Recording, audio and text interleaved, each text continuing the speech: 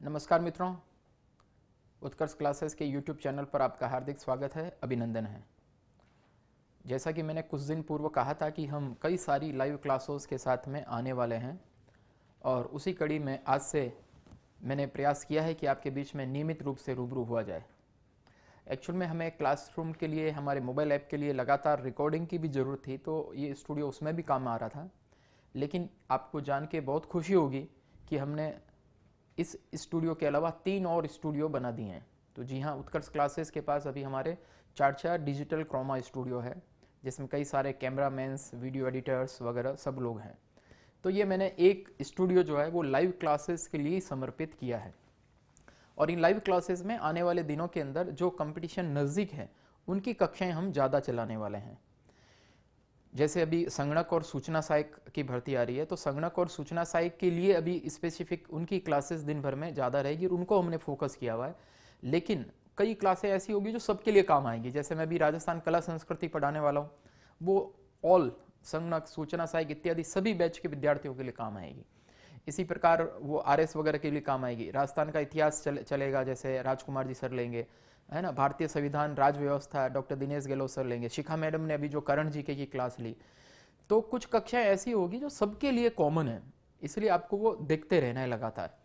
तो उत्कर्ष क्लासेस के इस यूट्यूब चैनल पे आज सुबह 9 बजे से रात को 9 बजे तक लगातार हमने लाइव क्लासेस रखी है। आने वाले दिनों में हिंदी की भी क्लास होगी, इंग्लिश की होगी, शिक्षा मनोविज्ञान की होगी, स्कूल मैनेजमेंट की होगी, सभी की कक्षाएं होने वाली है। जो क्लास चल रही है उसको आप पूरे भाव के साथ, पूरी आत्मीयता के साथ, पूरे दिमाग के साथ देखिए। जो क्लास नहीं चल रही है उसके लिए बहुत ज़्यादा कमेंट करना, चिंता करना वो मत कीजिए।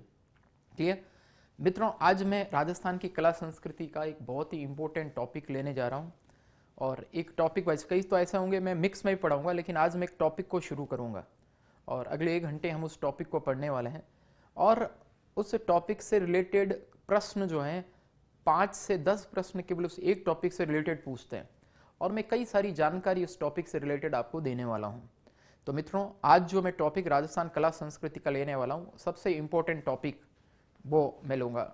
कुछ बच्चे नमस्कार कर रहे हैं, आप सभी को मेरा प्रणाम है। सभी का मैं कमेंट्स देख पा रहा हूँ, तो सभी को मेरा नमस्कार, राम राम, जय श्री राम सबको, थैंक यू। तो देखिए, पहले टॉपिक देखते हैं, बीच में मैं आपसे प्रश्न पूछूंगा। तो हाँ, दिनेश चौधरी जी टॉपिक वाइज लेंगे, चिंता मत कीजिए। मैं अभी पहले राजस्थान के त्योहार ये टॉपिक लेने वाला हूँ। मित्रों, त्योहार टॉपिक पढ़ने से पहले आपको कुछ भारतीय महीनों के नाम पता रहना चाहिए। पहले मैं हेडिंग लगा देता हूं, जो टॉपिक मैं लेने वाला हूं, राजस्थान के प्रमुख त्योहार। क्लियर? तो सबसे पहले त्योहार याद करने के लिए आपको भारतीय महीनों के नाम आने चाहिए। अगर भारतीय महीनों के नाम नहीं पता है तो आप त्योहार को रटना पड़ेगा, याद नहीं होगा। तो मेरे साथ सब लोग कमेंट में जल्दी जल्दी से टाइप करते रहे, रिप्लाई देते रहें। भारतीय महीनों के नाम, सबसे पहला नाम कौन सा है जी? चैत्र। दूसरा, बिल्कुल सही बोल रहे हैं कई लोग, वैशाख। फिर ज्येष्ठ, आषाढ़, श्रावण, भाद्रपद, भाद्रपद को भादवा भी कहते हैं, आश्विन, आश्विन या आसोज एक ही बात है, आश्विन।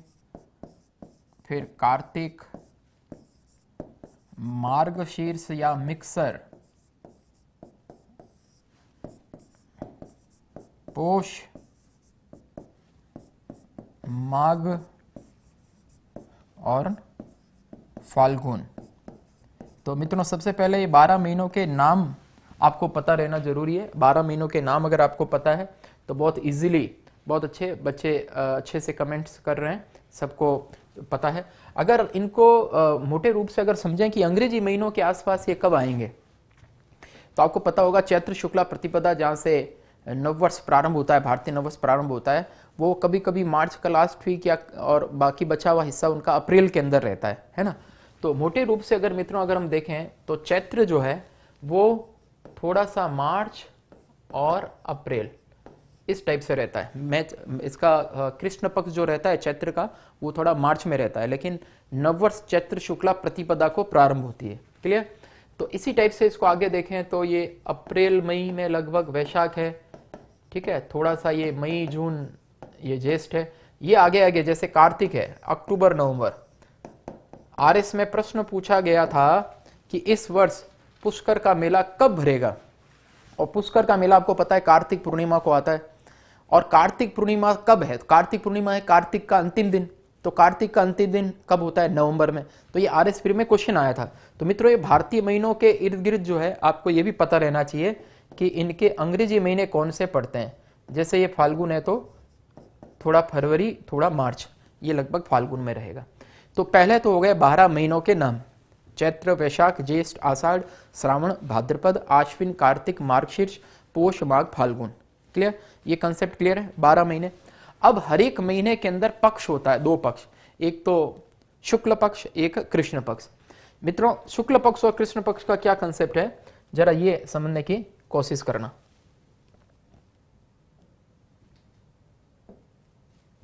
शुक्ल पक्ष और कृष्ण पक्ष का कंसेप्ट समझने की कोशिश करना। मित्रों चंद्रमा जो पूरा दिखाई देता है वह तिथि क्या कहलाती है? चंद्रमा पूरा दिखाई देता है वह तिथि क्या कहलाती है? बिल्कुल सही, पूरा चंद्रमा दिखाई दे दिया वह तिथि कहलाती है पूर्णिमा। क्लियर? पूर्णिमा के पश्चात चंद्रमा की कलाएं धीरे धीरे कम होती जाती है।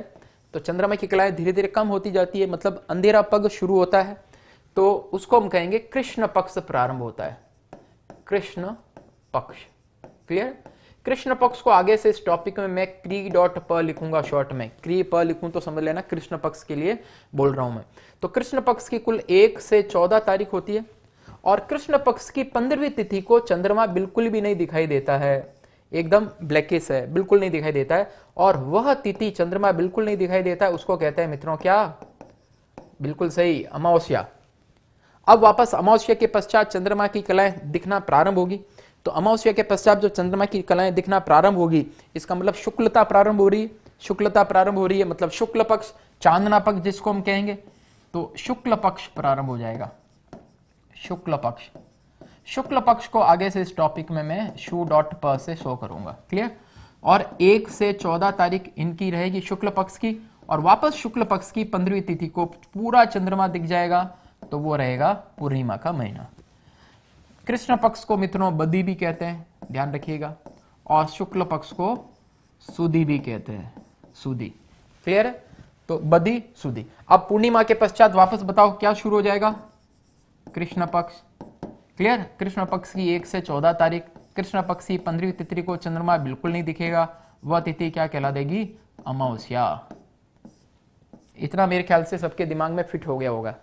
इतना सबको समझ में आ गया है क्या? बताओ, यस और नो, रिप्लाई करिए। इतना समझ में आ गया है सबको? तो मैं फिर प्रश्न पूछूंगा इसमें से।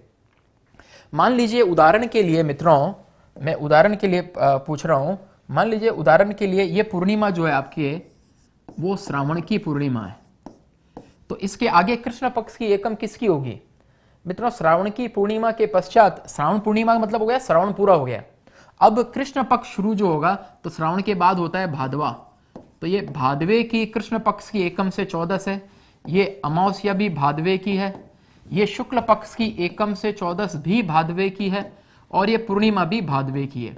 पूर्णिमा को पूरा चांद दिख गया, चांद पूरा दिख गया, मतलब की महीना पूरा हो गया। क्लियर?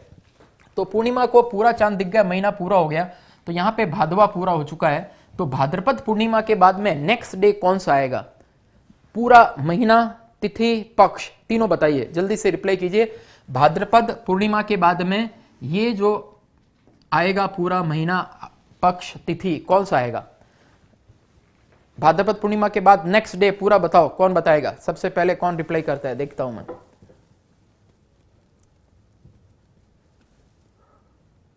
परी मोइल कह रहे हैं डार्क कलर कीजिए, डार्क कलर भी कर देंगे।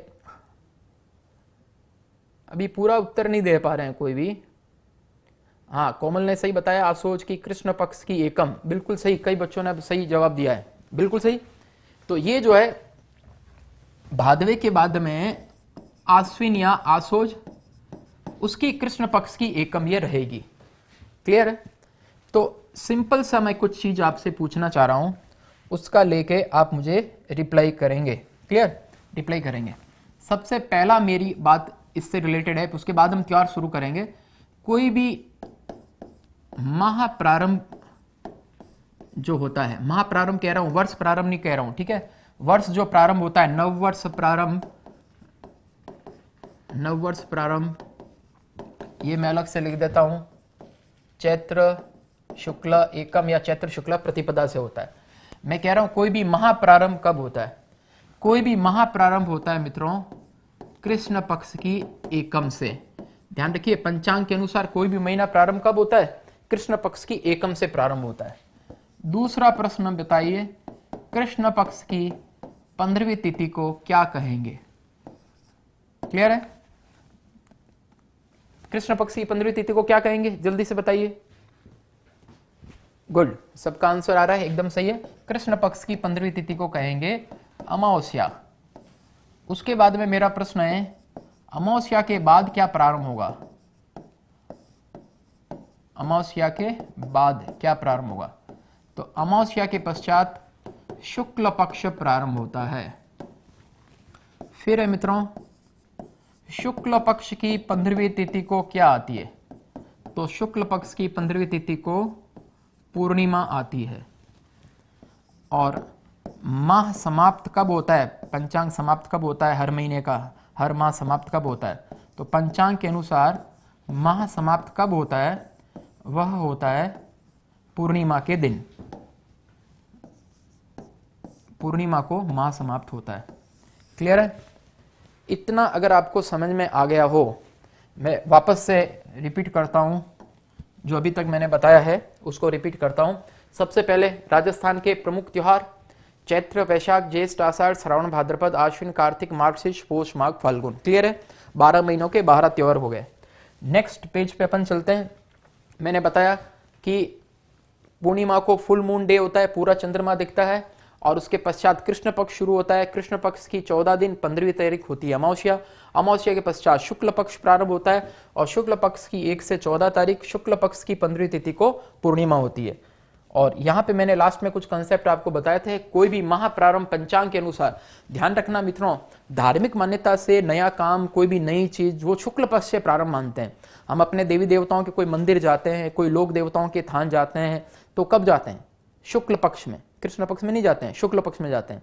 जो नया चांद है, नया दिन है, वो हम किसको कहते हैं? शुक्ल पक्ष के दिनों को कहते हैं। लेकिन पंचांग के अनुसार कोई भी महीना प्रारंभ जो हो रहा है वो कृष्ण पक्ष की एकम से प्रारंभ हो रहा है, ये दिमाग में आपको फिट रखना है। लेकिन भारतीय नववर्ष चैत्र कृष्णा एकम को नहीं रहता है, चैत्र शुक्ला एकम को रहता है। अब हम आते हैं मित्रों प्रमुख त्योहार के ऊपर, गौर करिए। तो सबसे पहले त्योहार जो मैं आपका लेने वाला हूं वो है छोटी तीज। छोटी तीज। अब आप लोग कहेंगे साहब आपने महीना तो पहला बताया था चैत्र का, और छोटी तीज का त्योहार आप सबको पता है कब आती है? छोटी तीज श्रावण के शुक्ल पक्ष की तृतीया को आती है। छोटी तीज आती है श्रावण के शुक्ल पक्ष की तृतीया को। देखिए, चैत्र शुक्ल एकम भारतीय नववर्ष प्रारंभ, महीना मैंने बताया चैत्र से प्रारंभ। अब मैं त्योहार टॉपिक पढ़ाना शुरू कर रहा हूं, राजस्थान के प्रमुख त्योहार। प्रमुख त्योहार देखो, वैसे तो हर दिन त्योहार है, लेकिन प्रमुख जो इंपॉर्टेंट जो त्योहार है, जिनके ऊपर प्रश्न लगातार आते हैं, जो समझने की चीज है, उसके ऊपर हम बात करते हैं। तो श्रावण शुक्ल तृतीया, ये त्योहार मैंने क्यों यहां से क्यों शुरू किया, ये बताइए मुझे। यहां से कौन शुरू किया? मित्रों एक चीज जरूर ध्यान रखना है, जो आपस में गपशप करते हैं फालतू में और इधर उधर की बातचीत करते रहते हैं, उनको जो है तुरंत हमारा एक बंदा बैन यूजर कर देता है, और हर लाइव क्लास के दौरान 5-6 बैन हो जाते हैं। और एक बार आप बैन हो गए, उसके बाद कभी भी सही कमेंट भी जो आपको वास्तव में क्वारी होगी वो भी नहीं कर पाओगे, क्योंकि फिर इतने सारे बैन यूजर को वापस वो ठीक करेगा नहीं। तो इसलिए मेरा निवेदन है कि क्लास में एकदम बने रहिए, और जितना पूछें उतना जवाब दीजिए। मतलब हमें एकदम ऐसा मुझे महसूस होना चाहिए कि मेरी लाइव क्लास में बच्चे जितने सीरियस सामने कक्षाओं में बैठे रहते हैं ऑफलाइन क्लास के दौरान, वैसे ही ऑनलाइन क्लास के दौरान आप लगातार बैठे रहें, क्योंकि हम स्टूडियो में लाइव हो रहे हैं। और हमें आपकी तरफ पूरा एकाग्र होकर करना हो रहा है, क्योंकि हमारे स्टूडेंट्स नहीं बैठे हैं अभी, आप ही हमारे स्टूडेंट्स हो जो ऑनलाइन बैठे हो सैकड़ों की तादाद के अंदर। इसलिए पूरा एकदम जज्बे के साथ क्लास अटेंड करनी है। हमारी इतनी मेहनत जो दिन भर इतनी सारी टीम लग रही है, तो उसको अप्रिशिएट करते रहना है। तो इसलिए कमेंट एकदम आपस में गपशप नहीं, फालतू की बातें नहीं, कोई जाति की बात करता है, कोई लड़का लड़की आपस में बात करता है, ऐसे नहीं चलेगा प्लीज़। आज 9 से 9 बजे तक क्लास है और बहुत सीरियस मैं आपका चाहता हूँ, दिन भर कितना आप सीरियस अटेंड करते हैं, जिन जिन की जो जो उपयोगी क्लास है उसको वो अटेंड कीजिए। देखिए, श्रावण शुक्ला तृतीया को इसलिए त्योहारों का शुभारंभ माना जाता है, इसलिए पहला त्योहार मैंने ये लिखा है मित्रों, इंपॉर्टेंट बात है, ध्यान रखना। तो आपको पूछ ले त्योहारों का शुभारंभ कब होता है, तो छोटी तीज से, श्रावण शुक्ला तृतीया को छोटी तीज से त्योहारों का शुभारंभ होता है। इसी को श्रावणी तीज भी कहते हैं, श्रावणी तीज भी कहते हैं, क्लियर। और इसके रिलेटेड कुछ खास खास बातें आरएस मुख्य परीक्षा में प्रश्न आया था मित्रों, तीज त्योहारा बावड़ी ले डूबी गणगौर, तीज तिवारा या त्योहारा बावड़ी ले डूबी गणगौर, यह प्रश्न पूछा जा चुका है आरएस के अंदर। और इसके ऊपर एक इतना ही था आरएस में, आपको पता होगा मेंस के अंदर प्रश्न जब आता है तो केवल एक सटीक चीज आती है, कोई शब्द आ जाता है, कोई उक्ति आ जाती है और उसके बारे में लिखना होता है। तो ये प्रश्न आरएस में जब आया था, तीज त्योहारा बावड़ी ले डूबी गणगौर, तो इसको जिसको ठीक लिखा था आंसर, उसको ये लिखना था कि राजस्थान में छोटी तीज के साथ त्योहारों का शुभारंभ, और छोटी तीज कब आती है वो भी अगर ब्रैकेट में वो लिख देता है तो इंप्रेशन पड़ता है एग्जामिनर के ऊपर कि श्रावण शुक्ल तृतीया। तो राजस्थान में छोटी तीज के साथ त्योहारों का शुभारंभ और गणगौर के साथ त्योहारों का समापन, और गणगौर के भी ब्रैकेट में अगर लिख दिया चैत्र शुक्ला तृतीया, तो इंप्रेशन जाएगा कि उसको दोनों त्योहारों की तिथि भी याद है। छोटी तीज के साथ त्योहारों का शुभारंभ और गणगौर के साथ त्योहारों का समापन माने जाने के कारण यह उक्ति प्रचलित है। जरा बताइए, छोटी तीज के दिन जो है कहां पर प्रसिद्ध सवारी निकाली जाती है, सबसे फेमस छोटी तीज का त्योहार राजस्थान में कहां का है? मेरा क्वेश्चन का आंसर दीजिए जल्दी से। छोटी तीज का त्योहार कहां से सबसे फेमस कहां का है? यस, आज हल्ला बोल भाई सुबह से बहुत एक्टिव है, एकदम लगातार क्लास अटेंड कर रहे हैं। लगते हैं कई बच्चों के पास में 2-2 जियो की सिम है।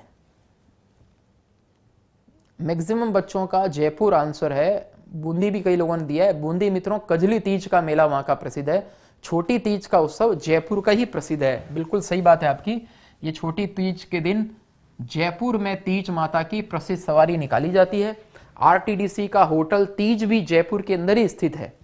और मित्रों, तीज और गणगौर से एक दिन पहले, प्रश्न सुनना मेरा, तीज व गणगौर के एक दिन पहले व्रत करने वाली स्त्रियों के लिए जो आभूषण, मिठाई, श्रृंगार के सामान इत्यादि उनके जो सास ससुर माता पिता लेके आते हैं उसको क्या कहते हैं? प्रश्न मेरा समझ में आ गया? तीज व गणगौर से एक दिन पहले, आपको पता होगा राजस्थान में पहली तीज जो है वो पीहर में मनाती है, और तीज और गणगौर से एक दिन पहले व्रत करने वाली स्त्रियों के लिए उनके माता पिता, सास ससुर वस्त्र, आभूषण, मिठाई इत्यादि लाते हैं, उसको क्या कहते हैं? वेरी गुड, कई बच्चों ने एकदम ठीक उत्तर दिया है। बहुत फास्ट कमेंट स्क्रॉल हो रहे हैं इसलिए मैं पढ़ नहीं पा रहा हूं। अजय, सूरज वगैरह सबके अच्छे आंसर है, बिल्कुल सही है, सिंजारा कहते हैं, सिंजारा। ये भी प्रश्न पूछे जाने योग्य प्रश्न है, आपको आरएस मुख्य परीक्षा में पूछ सकता है। सिंजारा लिख के इसके ऊपर 20 वर्ड्स में टिप्पणी लिखने को बोल दे, तो कहेंगे कि राजस्थान में छोटी तीज व गणगौर से एक दिन पूर्व व्रत करने वाली स्त्रियों के लिए उनके माता पिता, सास ससुर जो वस्त्र, आभूषण, श्रृंगार का सामान, सिंजारा बेसिकली श्रृंगार, श्रृंगार से बना है सिंजार, तो जो ले जाते हैं उसको कहते हैं सिंजारा। क्लियर है? छोटी तीज का त्योहार हो, चाहे गणगौर का हो, चाहे बड़ी तीज हो, चाहे करवा चौथ हो, ये त्योहार आपको पता होगा कि किस लिए मनाया जाता है? तो कुंवारी स्त्रियां श्रेष्ठ पति के वरण के लिए, श्रेष्ठ पति उनको मिले इसके लिए करती है, और सुहागिन स्त्रियां अपने सुहाग की दीर्घायु के लिए व्रत रखती है। तो ये पहला त्योहार हमारा छोटी तीज का, वो मैंने आपको अभी डिटेल से समझाया है। नेक्स्ट आगे की तरफ बढ़ते हैं। छोटी तीज के पश्चात नेक्स्ट त्योहार कौन सा, देखिए दूसरा। तो अभी नेक्स्ट छोटी तीज के बाद में जो प्रमुख त्योहार है मित्रों वो है रक्षाबंधन। रक्षाबंधन, और रक्षाबंधन, जिसको कि श्रावण पूर्णिमा के दिन जो आता है रक्षाबंधन का त्योहार,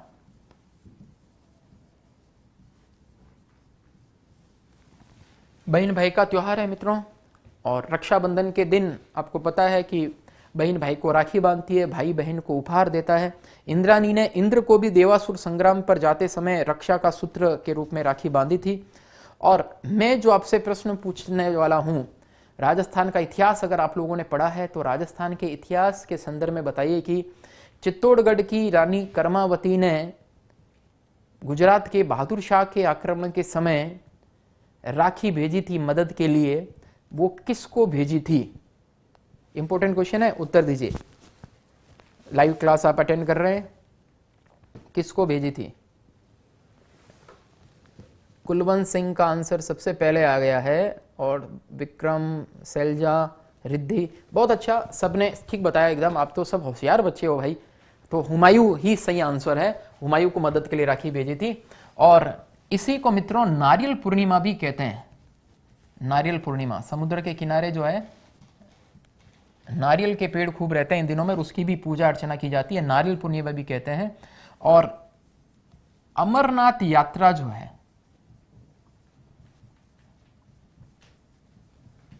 अमरनाथ यात्रा का रक्षाबंधन श्रावण पूर्णिमा के दिन शुभारंभ होता है या समापन होता है? बताइए, अमरनाथ यात्रा का रक्षाबंधन के दिन शुभारंभ होता है या समापन होता है?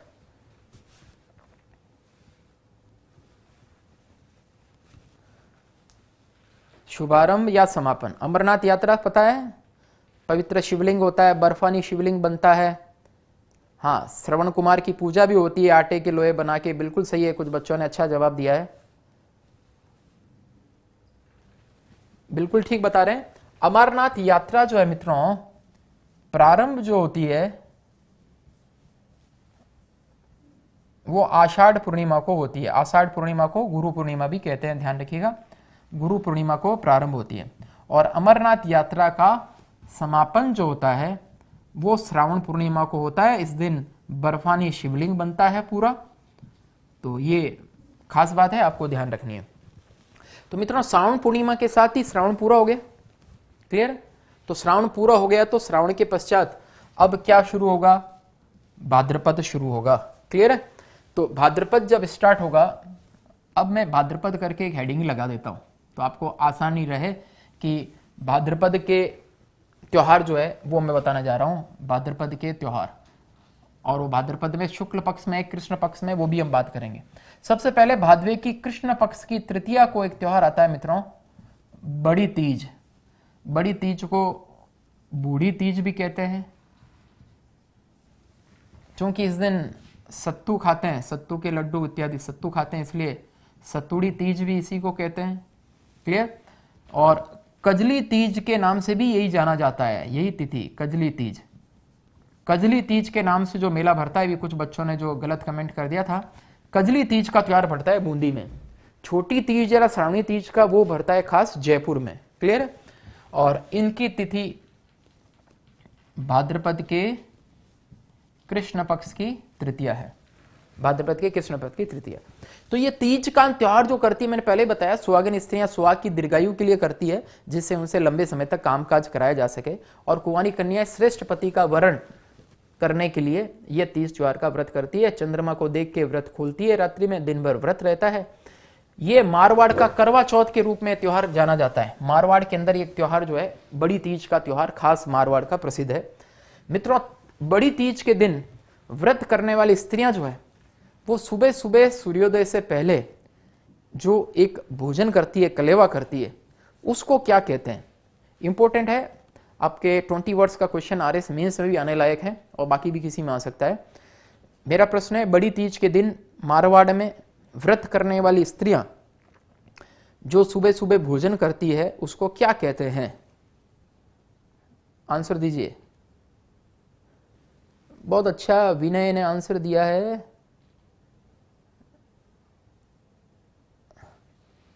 बिल्कुल सही है, काफी बच्चों ने सही उत्तर दे दिया। धमोली इज राइट आंसर है, धमोली। धमोली ध्यान रखना, धमोली के बारे में अगर आपको पूछ ले 20 वर्ड्स, आरएस मीन्स जिन्होंने लिखा है ना उनको पता होगा। धमोली दे दिया, बेवान दे दिया, पुष्टि मार्ग, पिछवई, है ना, सांझी, ऐसे ऐसे शब्द दे देगा और उसके बारे में 20 वर्ड्स में लिखना है। तो धमोली क्या है, धमोली के बारे में बता दूं, भाद्रपद कृष्ण तृतीया को बड़ी तीज के दिन मारवाड़ में व्रत करने वाली स्त्रियां सूर्योदय से पहले जो भोजन करती है, जो कलेवा करती है, उसको दमोली कहा जाता है। क्लियर है? और इस दिन नीम की भी पूजा होती है, नीम, टीटो बीटो सबको याद होगा। नेक्स्ट, बड़ी तीज के दिन, ये हो गया। बड़ी तीज के बाद में बात करते हैं मित्रों ऊब छठ। ऊब छठ, इसी को चंद्र षष्ठी व्रत भी कहते हैं और ये आती है मित्रों भाद्रपद के कृष्ण पक्ष की छठ को। भाद्र की कृष्ण पक्ष की छठ को ऊब छठ आती है। ऊब छठ का मतलब क्या हो गया, ऐसी छठ जिसमें ऊबा रहते हैं, ऊबा रहते हैं। ऊबा रहने का मतलब क्या है, खड़ा रहना, मारवाड़ी शब्द है ऊबा रहना, मतलब खड़ा रहना। तो ऊब छठ, तो ऊब छठ का त्योहार भी सुहागिन स्त्रियां सुहाग की लंबी उम्र के लिए करती है। क्लियर? ऊब छठ के त्योहार के दिन भी रात्रि में चंद्रमा को अर्घ लगा के व्रत खोला जाता है, उसके बाद भोजन किया जाता है। लेकिन ये त्योहार जो है, ये छोटी तीज, गणगौर और करवा चौथ के त्योहार से भी थोड़ा सा इसमें एडिशनल और कठिन बात क्या है, उबा रहना। उबा रहना कब से उबा रहना, सूर्यास्त के पश्चात, सूर्यास्त के पश्चात। मित्रों इस त्योहार के दिन जो है सूर्यास्त के पश्चात व्रत करने वाली स्त्रियां खड़ी रहती है, बैठती नहीं है, बैठ गए तो व्रत टूट जाएगा। खड़ी रहती है, घूमती रहती है, मंदिरों में दर्शन करती है और फिर रात्रि में चंद्रमा दिख जाए तो फिर चंद्रमा को देखने के पश्चात फिर व्रत खोलेगी, फिर चंद्रमा को छींटे मीटे लगा के फिर व्रत खोलेगी। तो ये ऊब छठ का त्योहार भाद्रपद कृष्ण पक्ष की छठ को आता है और इसको चंद्र षष्ठी व्रत ये भी कहते हैं, ध्यान रखना। किसी बार अगर ऐसा हो गया चंद्रमा दिखा ही नहीं, अगर ऐसा हो गया चंद्रमा दिखा ही नहीं तो फिर क्या करेंगे, तो फिर सिस्टम यह है त्योहार के अंदर कि चंद्रमा न दिखे तो अगले दिन सुबह सूरज को देख के फिर व्रत खोलना पड़ता है, सूरज को देख के। आप में से जो मारवाड़ से जुड़े हुए हैं उनको अगर पता हो वर्ष 2006 के अंदर क्या हुआ था, वर्ष 2006 के अंदर रात भर तक चंद्रमा दिखा ही नहीं और अगले दिन सूरज भी जाके कब दिखा पता है, सुबह 11 बजे, सुबह 11 बजे सूरज जाके दिखा। हालत खराब हो गई कई तीजड़ियों की, कई की हालत खराब हो गई, हॉस्पिटल भर्ती होना पड़ गया, रात भर भूखा रहे। अपने देखो त्योहार जो है ना, जैसे भारतीय संविधान जितना कठोर है उतना लचीला है, वैसे अपने त्योहार जो है जितने कठोर है उतने लचीले भी हैं। तो उस दिन रात्रि भर चंद्रमा दिखाई नहीं तो क्या करे, तो कई पति बेचारे बड़े परेशान हुए, कैसे पत्नी बेचारी रात भर खड़ी रहेगी तो इसका क्या होगा, और इसका तो होगा जो होगा, अगले दिन हमारा क्या होगा। ऐसा सोच के कई पति बेचारे फोन किए, सत्य घटना पे आधारित बात बता रहा हूं मैं। तो कई पति फोन किए पंडितों को, पंडित जी बताइए क्या करें, रात भर खड़ी रहेगी तो क्या होएगा, इसका चंद्रमा तो दिख ही नहीं रहा है, बारिश आ रही रात भर। तो पंडित जी ने कहा कि देखिए अगर ये झूले पे झूलते हुए सो जाए, बैठ जाए, तो व्रत टूटा हुआ नहीं माना जाएगा, बैठा हुआ नहीं माना जाएगा। अब यार झूले पे बैठ गई तो बैठ गई ना, पर नहीं, वो पंडित जी के अनुसार पृथ्वी की गुरुत्वाकर्षण शक्ति से बाहर निकल गई, जो भी है। तो ऐसा करके पंडित जी का ये एकदम वायरल हो गया मैसेज। तो अब पति बेचारे एकदम खुश हो गए और झूला तो हर घर में था नहीं, तो क्या किया कि पंखे के एक हुक से दूसरे हुक साड़ी लटकाई, भीतर पत्नी को बिठाया और पति बेचारा रात भर झूला दे रहा है। समझ गए? ये वर्ष 2006 की सत्य घटना बता रहा हूं। देखो कुछ बच्चे कमेंट कर रहे हैं आपके साथ भी हुआ क्या, भैया स्वयं पर घटित घटना नहीं बोला है, सत्य घटना बोला है, ध्यान रखिए। तो ये वर्ष 2006 में बताया मैंने। तो ऊब छठ नाम से स्पष्ट है मित्रों, उबा रहना मतलब खड़े रहना, और छठ का मतलब होता ही 6 है। तो भादवे की कृष्ण पक्ष की छठ को ऊब छठ आती है। क्लियर? इसी को चंद्र षष्ठी व्रत भी कहते हैं। हल षष्ठी भी यही है, ध्यान रखना, बलराम जी का जो जन्म दिवस जो है वो भी यही है।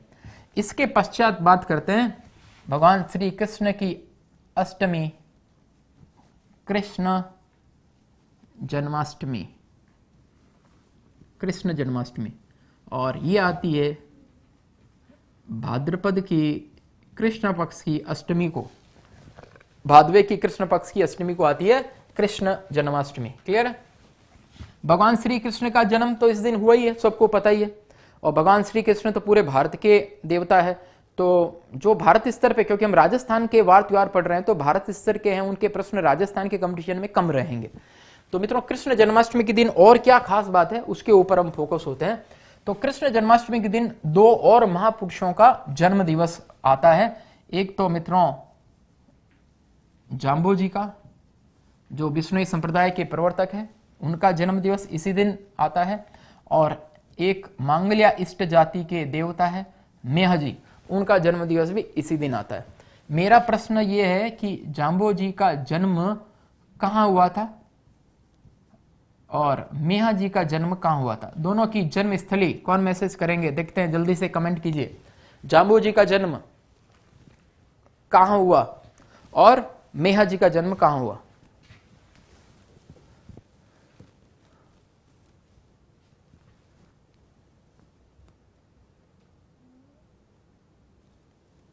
पर्वसर नागौर में नहीं हुआ भैया, पर्वसर नागौर में नहीं हुआ, गलत है। पीपासर नागौर बिल्कुल सही है, कई बच्चों ने आंसर दे दिया।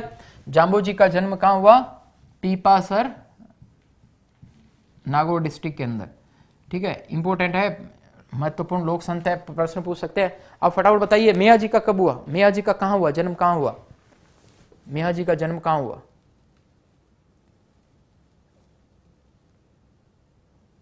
पीपासर हो गया, पीपासर बापीणी गांव, राजेंद्र जी ने सही उत्तर दे दिया, बिल्कुल सही है। मेहा जी का जन्म, जो मांगलिया इष्ट जाति के देवता है, बापीणी गांव ओस या जोधपुर के अंदर पड़ता है मित्रों, यहां पर मेहा जी का जन्म हुआ था। क्लियर है? कृष्ण जन्माष्टमी के दिन ही जाम्बू जी का भी जन्म हुआ, भाद्रपद कृष्णाष्टमी के दिन ही मेहा जी का भी जन्म हुआ। और कृष्ण जन्माष्टमी के दिन ही मित्रों एक उर्स भी भरता है। और किसका उर्स? तो शक्कर पीर बाबा का उर्स, शक्कर पीर बाबा, शक्कर पीर बाबा का जो ये उर्स भरता है, ये कृष्ण जन्माष्टमी के दिन मतलब भाद्रपद कृष्णाष्टमी को भरता है। ये तो मैंने बता ही दिया। प्रश्न मेरा है कहां भरता है? जीके चेक कर रहा हूं मैं आपका। शक्कर पीर बाबा या शक्कर पीर बादशाह का उर्स कहां भरता है? बिल्कुल दिनेश चौधरी जी सही बता रहे हैं। नरड के पीर खेत गुजरती भी सही बता रहे हैं, बिल्कुल सही, एकदम नरड के पीर, बिल्कुल सही आप सब बता रहे हैं। तो इनको नरहड़ के पीर भी कहते हैं। और नरहड़ के पीर, और नरहड़ जगह कहां है? और नरहड़ जगह है चिड़ावा झुंझुनू में, चिड़ावा झुंझुनू, झुंझुनू। ठीक है, तो यहां पे शक्कर पीर बाबा का उर्स ये भरता है। बहुत भारी मेला आयोजित रहता है, सबको आपको पता है। अच्छा, मेरा प्रश्न यह है, आप में से कितने लोग उसका जवाब दे पाते हैं? अभी मैं चेक करता हूं। प्रश्न मेरा यह है कि उर्स होता क्या है? व्हाट इज उर्स? उर्स का शाब्दिक अर्थ बताओ, इसका शाब्दिक अर्थ कौन बताएगा? जितने लोग अभी लाइव से जुड़े हुए हैं सभी इसको लाइक करते रहें लगातार। जितने लोग हैं लाइक करते रहें। आपके दिन भर में आज कितने लाइक्स होते हैं उसके आधार पे हमें पता चलेगा कि आपको कक्षाएं पसंद आ रही है कि नहीं आ रही है। और यूट्यूब पेज को सब्सक्राइब भी करते रहें। उर्स का शाब्दिक अर्थ देखो कितने लोग सही बताते हैं। कुछ लोग बता रहे हैं मेला, विवाह, डेथ,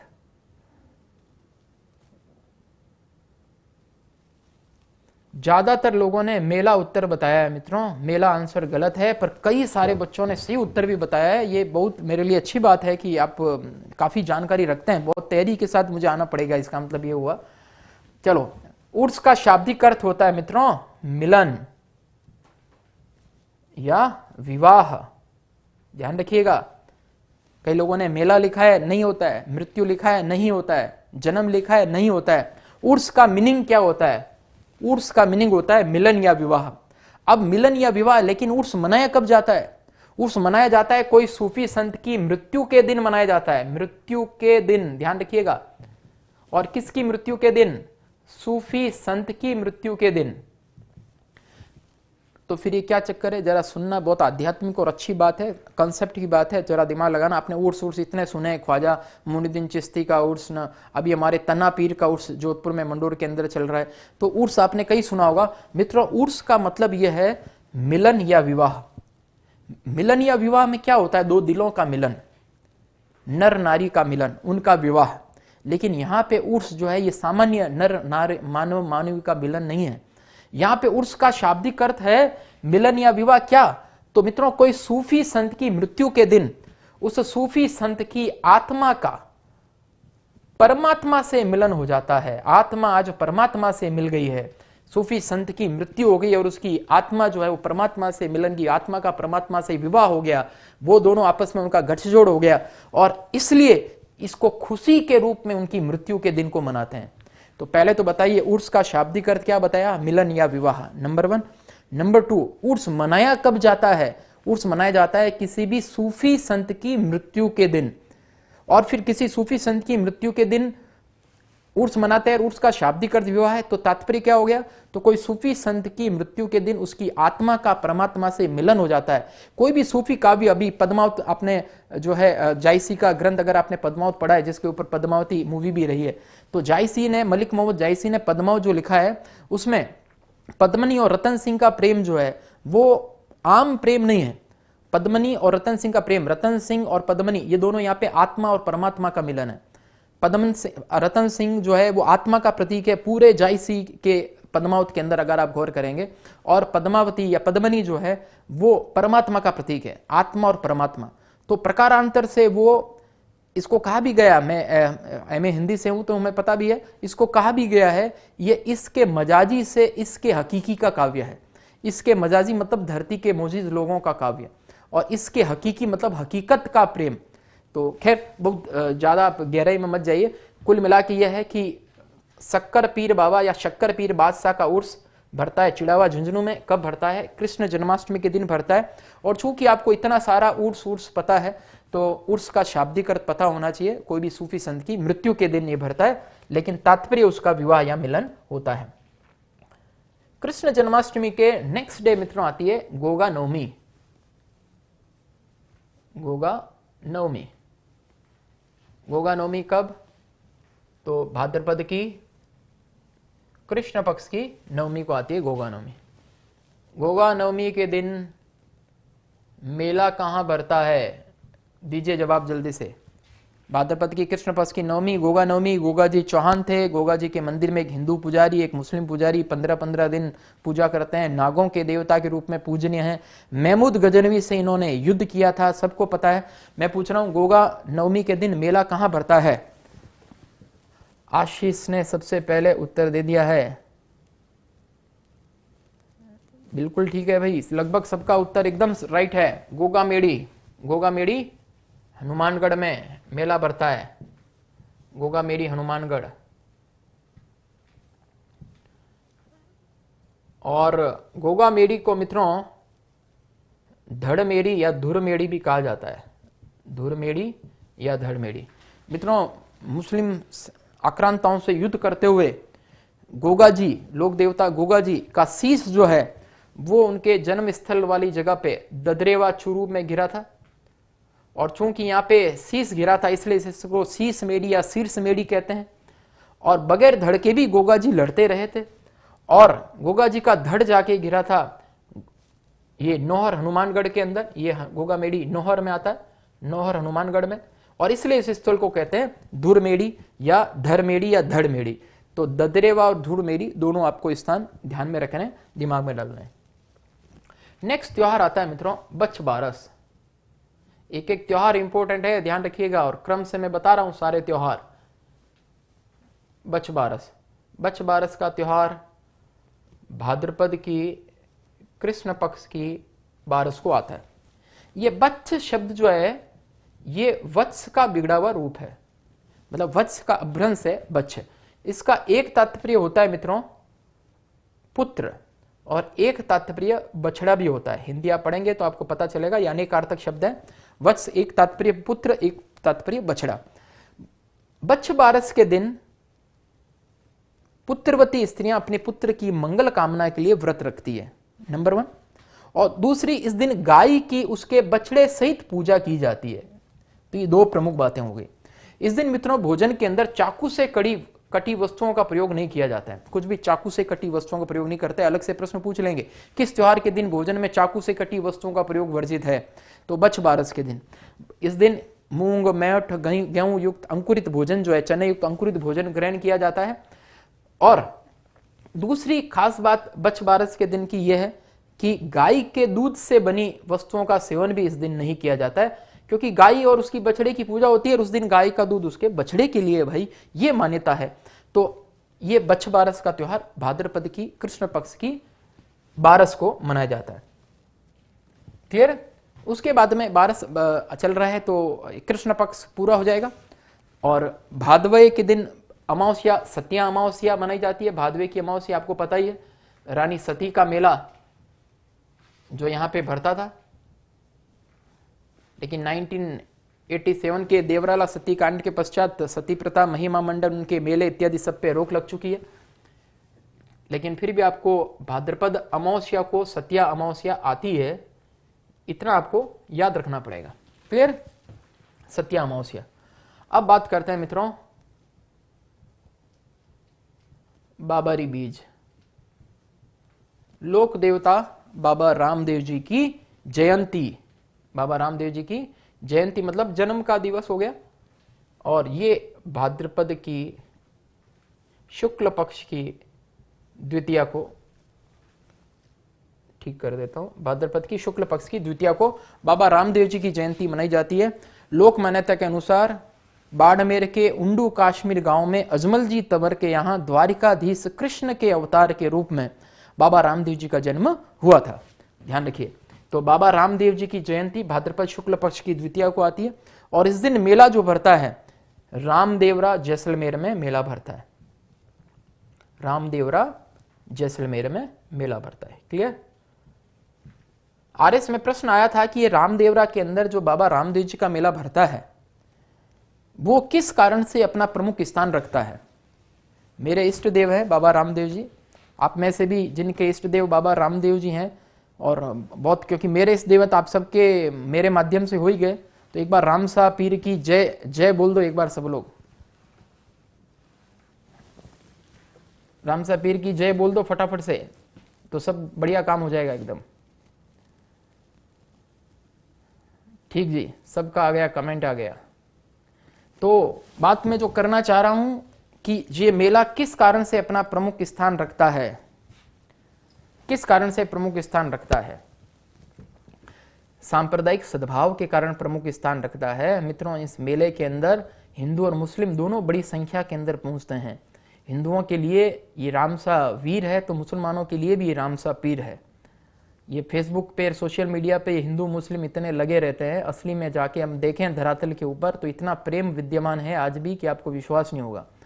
हमारे जोधपुर के अंदर ही जो इतने सारे यात्रु आते हैं, पैदल यात्री, पावटा पे हमारे मित्र हैं अयूब खान जी, वो अपने पूरे मुस्लिम समाज के बंधुओं के साथ में जो यात्रु लोग हैं उनके पैरों की मरम पट्टी करते हैं, उनके छाले दूर करते हैं, उनकी पट्टी लगाते हैं, दवाई लगाते हैं, इतनी जबरदस्त वो सेवा करते हैं। तो ये आरएस में पूछा गया प्रश्न है कि रामदेवरा जैसलमेर के अंदर जो ये मेला भरता है ये किस कारण से अपना प्रमुख स्थान रखता है। तो मित्रों, रामदेव जी का ये मेला रामदेवरा जिसका प्राचीन नाम रुणेचा, रुणिया कुएं के किनारे रामदेव जी ने अपनी नई राजधानी बसाई थी, इसलिए इसको रामदेवरा कहा गया। तो ये रामदेवरा का मेला सांप्रदायिक सद्भाव के कारण अपना प्रमुख स्थान रखता है। क्लियर? तो ये भाद्रपद अमावस्या ध्यान रखना है सबको।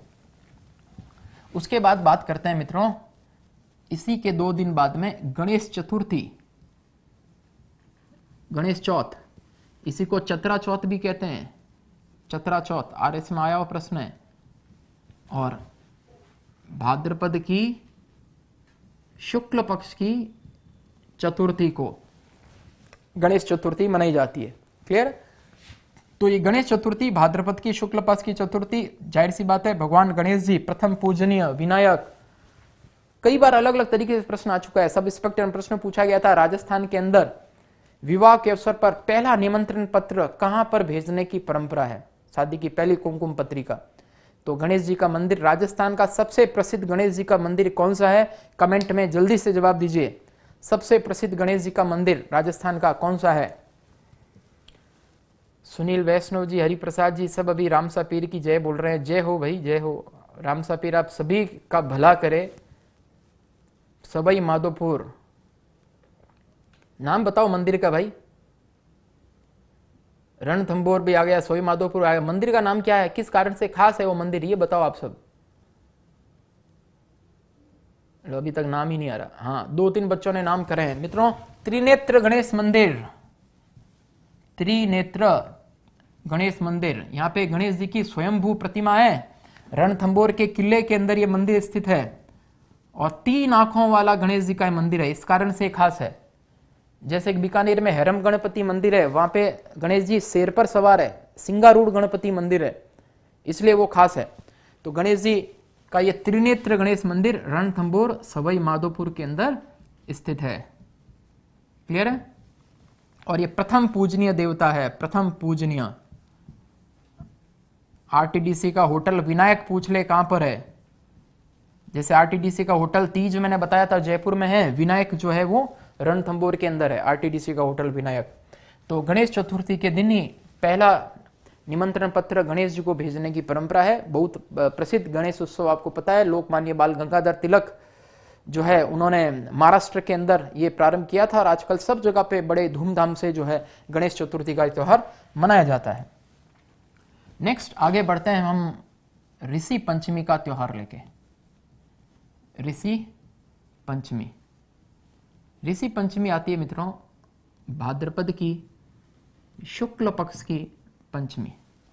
भादवे की शुक्ल पक्ष की पंचमी को जो ऋषि पंचमी का त्योहार आता है मित्रों, ये जाने अनजाने हुए पापों को धोने के लिए, जाने अनजाने हुए पापों का प्रक्षालन के लिए यह व्रत किया जाता है। जाने अनजाने हुए पापों को धोने के लिए यह व्रत किया जाता है। क्लियर है? तो ऋषि पंचमी का व्रत जो है जाने अनजाने हुए पापों को धोने के लिए किया जाता है, सबको ध्यान में रखना चाहिए। और इसी दिन माहेश्वरी व कायस्थ समाज के लोग रक्षाबंधन मनाते हैं। तो एक तो रक्षाबंधन श्रावण पूर्णिमा के दिन मनाया जाता है, आपको पूछ ले श्रावण पूर्णिमा के अलावा रक्षाबंधन कब मनाया जाता है, तो माहेश्वरी व कायस्थ समाज के लोग ऋषि पंचमी भाद्रपद शुक्ल पंचमी के दिन जो है वो रक्षाबंधन का त्योहार मनाते हैं। क्लियर है मित्रों? अगले त्योहार जो है मैं कल आपको और पढ़ाने वाला हूं। कल मैं आपके समक्ष त्योहार टॉपिक कंटिन्यू करूंगा, बहुत इंपॉर्टेंट टॉपिक है। बाकी कई टॉपिक में मिक्स में भी चर्चा करूंगा, कभी कोई चित्रकला, कोई लोक देवता प्रमुख लेके, और आर्ट कल्चर लगातार मैं चाहूंगा कि मैं आपके बीच में आर्ट कल्चर की क्लासेस लगातार लेके आऊं। मित्रों इन दिनों के अंदर आपको हमें एक विशेष प्रकार का आशीर्वाद दुआएं देनी है, क्योंकि आपने गौर किया होगा कि YouTube पे कुछ लाइव क्लासेस चलती है, 3-4 चैनल्स हैं जो YouTube पे लाइव क्लासेस चलाते हैं कुछ घंटे, कई लोग दिन भर भी चलाते होंगे, लेकिन जनरली वो बैंक एसएससी के लिए फोकस हैं और बेसिकली वो कोचिंग सेंटर्स नहीं है। अगर आपने गौर किया हो, कोचिंग सेंटर लेवल पर लाइव क्लासेस चलाने का काम वो केवल हमने किया है और पूरे भारतवर्ष में अपना ये अनूठा, नया और अद्भुत प्रयोग करने का प्रयास आपके सबके विश्वास और स्नेह के कारण किया है। अब आपका दायित्व बनता है कि अपना YouTube चैनल ज़्यादा से ज़्यादा लोगों के बीच में जाए, उसको ज़्यादा से ज़्यादा आप लोग शेयर करें, इसको लाइक करें।